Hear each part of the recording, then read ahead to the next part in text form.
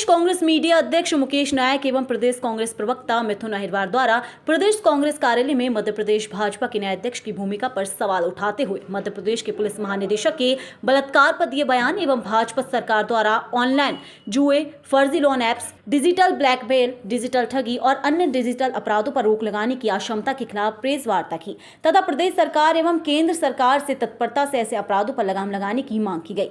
कांग्रेस प्रवक्ता मिथुन अहिरवार ने कहा कि एक तरफ सरकार जहां विपक्ष के नेताओं पर एफआईआर कराने में लगी हुई है, मध्य प्रदेश कांग्रेस अध्यक्ष जीतू पटवारी पर एफआईआर कर वे विपक्ष की आवाज को कमजोर करना चाहती है।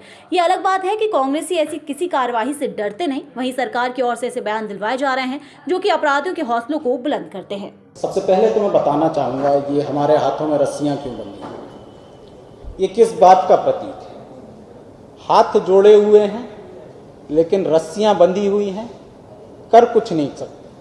ये हमारे मध्य प्रदेश की सरकार है।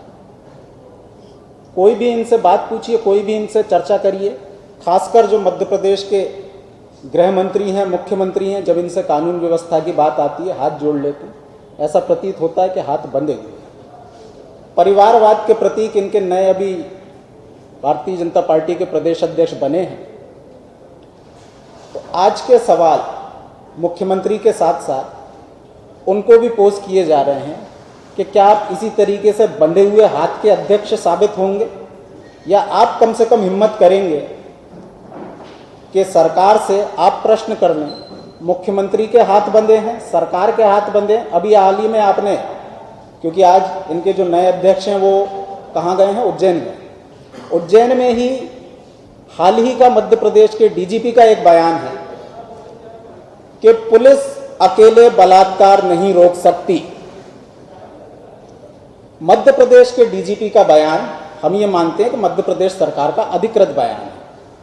यदि उनका बयान अधिकृत नहीं है, निजी है, तो भारतीय जनता पार्टी स्पष्ट कर दे कि ये उनका निजी बयान है। हम मान के चलते हैं ये मध्य प्रदेश सरकार का अधिकृत बयान है। उन्होंने कहा मध्य प्रदेश की पुलिस अकेले बलात्कार नहीं रोक सकती। तो कौन रोकेगा, और अकेली क्यों है पुलिस?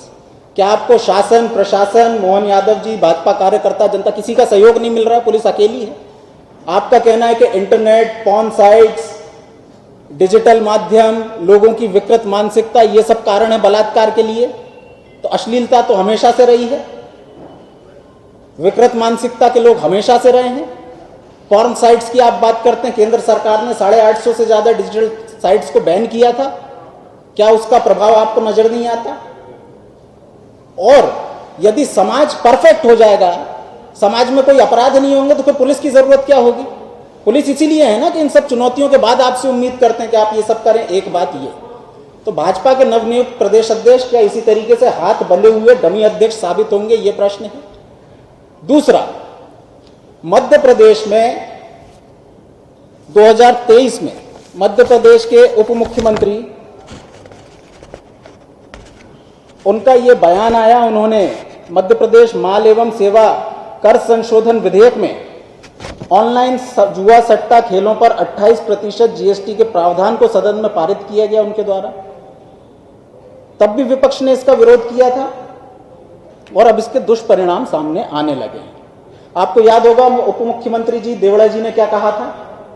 उन्होंने कहा था कि ऑनलाइन गेम जैसे बेटिंग, उनको कोट कर रहा हूं मैं, उन्हीं का बयान है, ऑनलाइन गेम जैसे बेटिंग अर्थात सट्टा, जुआ, लॉटरी, हॉर्स रेसिंग, कैसीनो जैसे ऑनलाइन गेमिंग मनी का प्रचलन बढ़ा है। इसका समाज पर विपरीत प्रभाव पड़ रहा है। ड्रीम 11, तीन पत्ती, daily rummy, Indian poker game, जंगली रमी आदि में बड़ी राशि लगाकर ये ऑनलाइन गेम खेले जा रहे हैं और ऐसी राशियों पर सरकार को टैक्स भी नहीं मिल पा रहा है। इन सब गतिविधियों को हतोत्साहित करने के लिए इनको जीएसटी में के दायरे में लाया जा रहा है। तो मतलब आप ऑनलाइन गेमिंग को हतोत्साहित करने के लिए उसको लीगलाइज करके उस पर टैक्स वसूल रहे हैं। यह आपका हतोत्साह है। हतोत्साहित करने के बजाय ये प्रोत्साहित होते जा रहे हैं। दुष्परिणाम क्या सामने आए? अभी हाल ही में आपने इंदौर का एक मामला सुना होगा। 50,000 रुपए के बदले अपनी पत्नी को दोस्तों के पास गिरवी रखवा दिया गया। हमारी सरकार यूं हाथ जोड़े रही, क्यों नहीं आपके कानून ने मदद करी? अब्दुल्लागंज में एक बैंक कर्मी ऑनलाइन गेम में फंसने के बाद उसने फांसी लगाकर आत्महत्या कर ली। उसने 4 पेज का सुसाइड नोट छोड़ा जिसमें 48 घंटों में ऑनलाइन गेम के कारण घटनाओं से उससे परेशान होकर आत्महत्या करने की बात लिखी। उसने ये बताया अपने सुसाइड नोट में कि कैसे ये डिजिटल एप्स आपको ट्रैप करते हैं, पहले आपको बिगिनर्स लक देते हैं, पहले आपको खूब जितवाते हैं छोटी छोटी राशियों पर, और उसके बाद जब आप इनके आदी हो जाते हैं, आपको लगता है कि आप में कुछ खास बात है, आप जीत सकते हैं, आप करोड़पति बन सकते हैं, तो जब आप ज्यादा पैसा लगाते हैं तो इनका एल्गोरिदम आपका पूरा पैसा कॉन्फिस्केट कर लेता है और डिजिटल रोबोट से आप ये खेल रहे होते हैं।